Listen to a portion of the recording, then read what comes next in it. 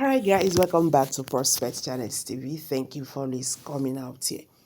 So in this video that I'm about to show you, you are going to see how Fani-Kayode, came to meet the Kanu and told him what Buhari told him before he became the Nigerian president, how he will buy IGBOS if he eventually becomes Nigerian president. And apart from that, you are still going to see how he brought this issue of Fulani herdsmen to Nigeria. In this video, you are going to see everything. This is just about Buhari's legacy. So let's get there. I'll be right back. Let me first of all say that the idea of bringing people from outside the country to destabilize wasn't, I didn't say they brought people to destabilize. What I said was that the idea they actually brought people into the country with the intention that those people will come and vote for them. I think you understand? And they never realized, they never knew, they were never convinced that they were going to win that election because PDP was very, very strong on ground. So the fear was that they were going to lose the election. So the only thing they could do was to bring in people who could serve as mercenaries to come and win elections for them through the back door. But when the new PDP came on board and joined them and to form the APC and won the election, they didn't know what to do with those people.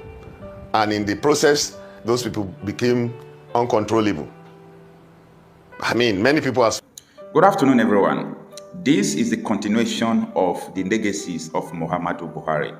In this video, you are going to watch the meeting between Fani-Kayode and Kanu in Fani-Kayode's residence. So Fani-Kayode was telling Kanu what Buhari told him.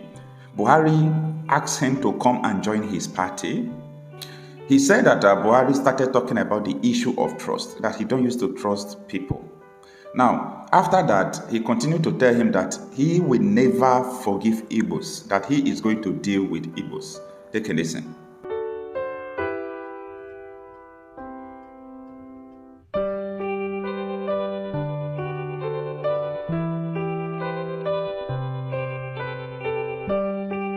In APC for 9 months. What I saw. Anyway. Memorable, man. Oh my God. What I saw, man. Memorable, man. And because I was fighting Jonathan because Jonathan was giving too much to the Northerners and he was very unfair to the Yorubas, and you know the story. And I told them, I said, look. So when I went to APC, Buhari now, I met Buhari through El Rufai. We interacted 3-4 times. We'll go and meet him. He had a house somewhere else, not here. He lives just around the corner from here now.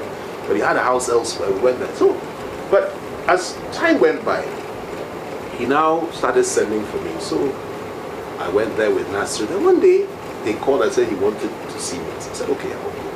I met him at the transfer. When I got there, he said we should go inside the bedroom. So he sat in the bedroom talking. He started talking. He said, he wants to, I know his aspiration, but he has a challenge with trusting people in view of what has happened to him in the past. But that he just wants me to know that he will want me to work closely with him if he manages to win the nomination for his party, and that he likes me, I'm courageous. The Obasanjo said a lot to him about me, that once I'm on board, I will fight all the way, and he loves that. Anyway, to cut a long story short, let me tell you why I'm telling you this story. We started talking about the history and about the IGBOS. You know what this man said to me? He said, they killed our leaders in the middle of the night, and we can never forget it. It's a cultural problem. You can't trust them. When he was talking about trust, that's where it came up. I said, sir, they killed not just northern leaders. They killed leaders from every zone. Southwest, where I come from, yes. The Niger, the south, everywhere. Every zone, not just the north. And he said, no, he said, but we remember, we will never forget. Those ways, we will never forget. And we cannot trust them. He said, it's a cultural problem. When he said this, it's sunk in. I had never seen that level of racism in any I mean, I've interacted with quite a few leaders. I've never seen that. This was deep-seated hatred for a whole nation of people. And I left that room thinking to myself, these people have to be stopped. Because if they're not stopped, if they have power, what they will do, first they will deal with the Igbos, then they will come and deal with us. You know, they will deal with everybody. And it's one of the main reasons, apart from the issue of Muslim ticket. That's what I said no. Not only will I leave them, I will also expose them and fight them. You understand there are some basic, fundamental, core issues that you must never compromise on. It's not about giving Nnamdi Kanu a position of SGF or position of vice president or something like that. Because if you do that, he will serve his term, then we'll be back to square one. Square zero, man. Absolutely. You know, you've got to fight for your people. You've got to fight for your people. And it's a structural, seismic change, both in thinking and in approach. And if they say no, then break it. You know, I told you when we were in detention, the truth is I don't even believe in this union anymore. I don't believe in it. I don't believe in Nigeria. I don't believe that the Northwest and the Northeast, you know, as they are now, should be part of us. Because their whole mindset, their whole, you know, view about the world is different to ours. Now, before I will go into the details and, you know, explaining to the details what Buhari told FFK that he told Nnamdi Kanu. Now, I want to let you know that Fani-Kayode, you hear him saying he don't believe in one Nigeria. He don't believe in Nigeria because he don't think that all those Northeast, North have the same ideology with us. Not because they are bad. He did not say that the North are bad. No, that is not what he said. He said they don't have the same ideology with the South. And he is correct. Tinubu made the same statement in 1999 that he don't believe in one Nigeria. So many Northerners made the same statement. So why are we deceiving ourselves? Why are we deceiving ourselves? The incumbent president said so he don't believe in one Nigeria. Everybody knows that this country is not going to continue to work like this because there is a system. I mean a system. It is very difficult to change a system. It's very difficult to destroy a system unless you stop the system. This system we have in Nigeria is programmed to kill you, take you back, and so on and so forth. So that is apart. Now let us focus on the issue of what Buhari said. Now Buhari told Fani-Kayode before his emergence as the president of Nigeria, you know that, right? When he assumed office as the president, did he not do exactly what he told Fani-Kayode? Buhari admitted that there is a cultural problem in Nigeria. That Nigeria don't have trust. You can't trust any region. This region don't trust this region. So why are we one? Well, unfortunately, a lot of people don't see things like this. But that is the reality on ground killing you. That is the reality on ground killing you. And that is why when Buhari allowed these terrorists to come into Nigeria in the name of election, he never believed that the North will be the first victim to this insurgents. He did not believe that. And that is why when he assumed office as the president, you know what he did? He tried to negotiate with Boko Haram. And they told him that everything is all right. Buhari rushed to BBC to tell them that Boko Haram has been technically defeated because he was relying on the agreement he had with Boko Haram. But what happened? The agreement failed, and that is where we are today. So I'm trying to tell you that, you see, everything you are seeing today is a product of what has happened before. And tell me, how can this country remain one? And these are the periods. You hear Fani-Kayode talking about giving Nnamdi Kanu secretary to the government of the federation, the vice president. This was the promise they gave Nnamdi Kanu. They said that Nnamdi Kanu is truncating their plan, and they told him that, come on, can you be a vice president? Or let's give you secretary to the government of the federation. We see that a lot of your people trust you. You represent a lot of people. Let us give you this. Come to our side. The man refused. And as I speak to you today, the man is still in detention. Nigeria is beyond what you know. And Nigeria is beyond what you are seeing. The war back. For an Igbo man to survive in Nigeria, as it is currently put together, Nigeria must break. Wait, to understand, we are not the same people. The North and South are not the same. The British understood.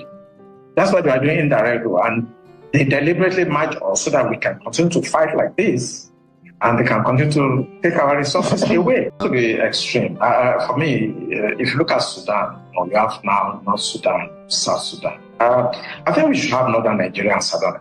Then they can practice whatever they want. There's no dialogue because they will not stop. I've told you it may take 1,000 years. They will still do it. Or if you let everybody go their way, maybe you have the north. They remain there and you have the sovereignty down south. Then you can do what you want. Or if you remain and you think you can talk to your Jersey and people that don't care about anything, it will happen. It took hundreds of years before Turkey, Constantinople, Istanbul was converted completely today. And if you look at history will tell you that you cannot assuage these people. Who owns those banks? I did a lot of research, and I want our audience to go and find out the owner of Taj. It's either we stay together or people should mind their religion and stay where they are and practice what they want. Imposing it on others is wrong. I study Islam, and I don't want to talk blasphemy here. If I start talking about Islam in the next 3 hours, we will not live here. No, we don't want you to talk blasphemy either. Every one of us must rise up. The armed forces are not neutral. They collude. They collude. They collude with the armed bandits that kill people, kill Nigerians. They facilitate their movements. They cover them. If you are depending on the armed forces to stop the killings, you will all die one by one.